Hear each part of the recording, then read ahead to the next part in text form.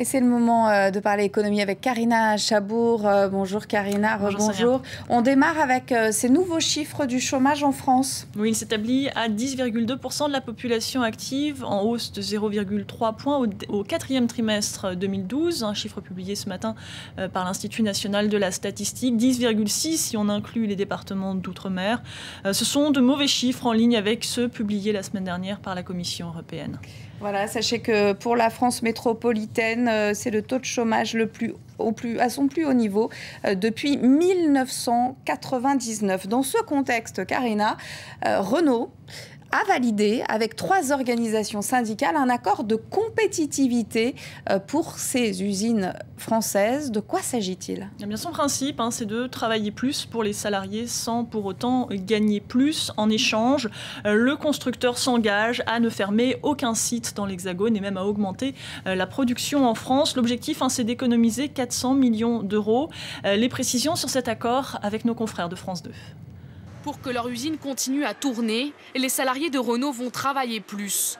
En tout, 1603 heures par an, une hausse de 6,5% de leur temps de travail. Leurs salaires seront gelés cette année et la mobilité volontaire encouragée. En clair, ils pourront aller travailler dans d'autres usines du groupe. Sur le site de Flins, les employés vont passer de 32 à 35 heures par semaine. Les avis sont partagés. On retourne beaucoup trop en arrière par rapport à tout ce qui s'est fait jusqu'à maintenant, donc on ne peut pas considérer ça comme un bon accord. C'est un mal pour un bien, on sauve notre usine.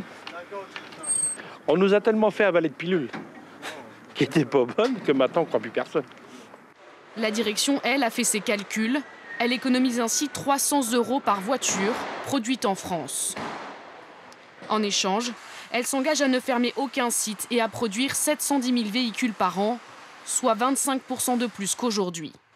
Pour y arriver, Renault va rapatrier certaines productions de Turquie ou du Portugal, des engagements suffisants pour la CFE-CGC et Force ouvrière.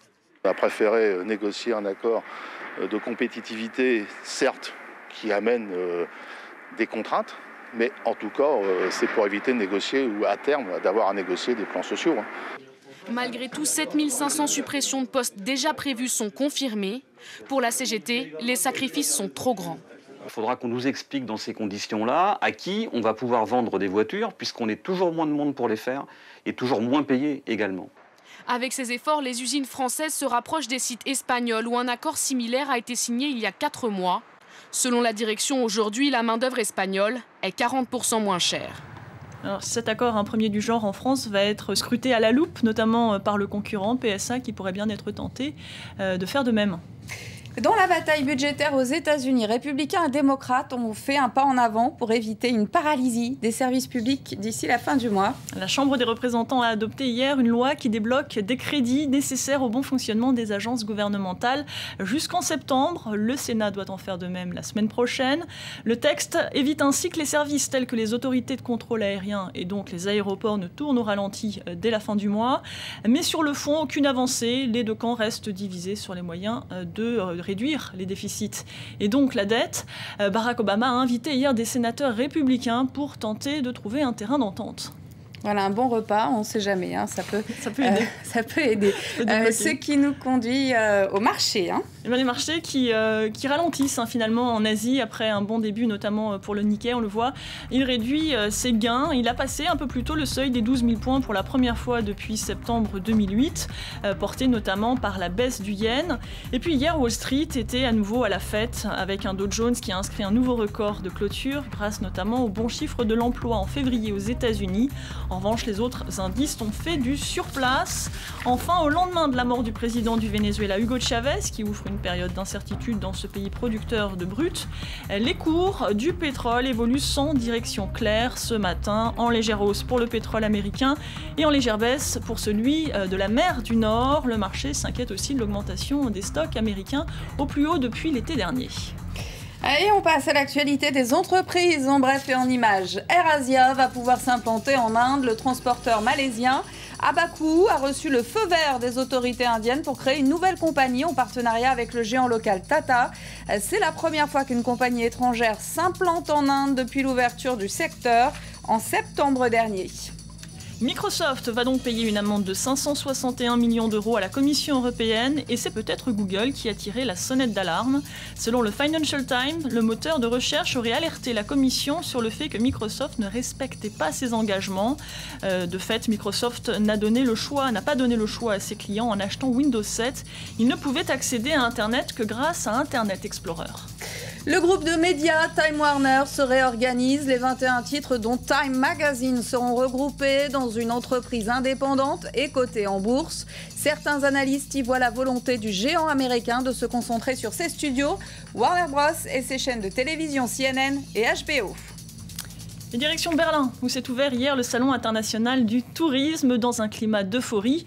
Le secteur se porte en effet très bien. La barre du milliard de touristes ayant voyagé de par le monde a été franchie l'an passé. Et c'est l'Asie qui a largement contribué à ce record, une destination qui attire toujours plus de touristes.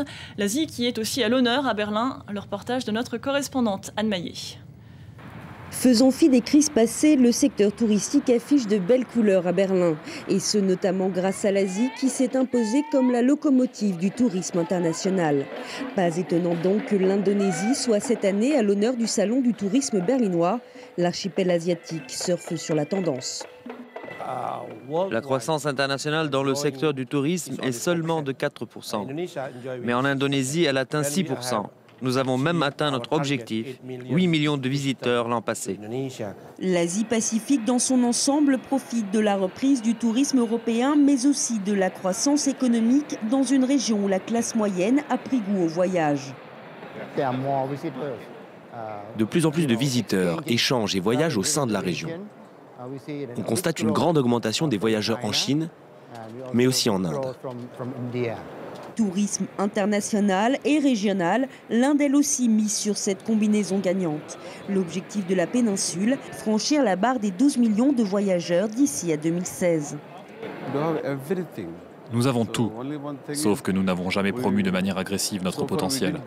C'est ce que nous faisons maintenant pour attirer plus de touristes.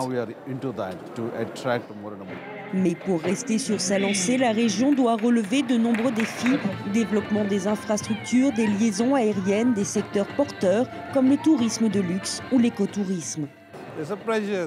Il y a une pression importante. Et je suis sûr que cette pression va accélérer le développement de ces services de manière bien plus rapide que prévu. Les perspectives pour 2013 sont encourageantes. Le tourisme en Asie-Pacifique devrait en effet connaître une croissance de 5 voire 6%. Voilà, et on reste en Océanie avec cette info qui vient de Nouvelle-Zélande. C'est l'histoire de l'arroseur arrosé. Kim.com pourrait engager des poursuites contre les services de renseignement. Oui, la justice a autorisé le fondateur du site de partage Mega Upload, accusé de piratage, à poursuivre l'agence de renseignement néo-zélandaise pour surveillance illégale. Celle-ci l'avait espionné avant son arrestation spectaculaire en janvier 2012. Depuis, Kim.com est en liberté conditionnelle. Il reste visé par une demande d'extradition des États-Unis. Son site Mega Upload a été fermé et remplacé par un site légal, celui-ci baptisé Mega. Et c'est la fin du journal de l'écho. Merci Karina. Pour vous, nous réinventons le voyage. Découvrez dès maintenant une expérience de vol inoubliable avec Brussels Airlines. Voilà, l'info continue, restez sur France 24. Merci.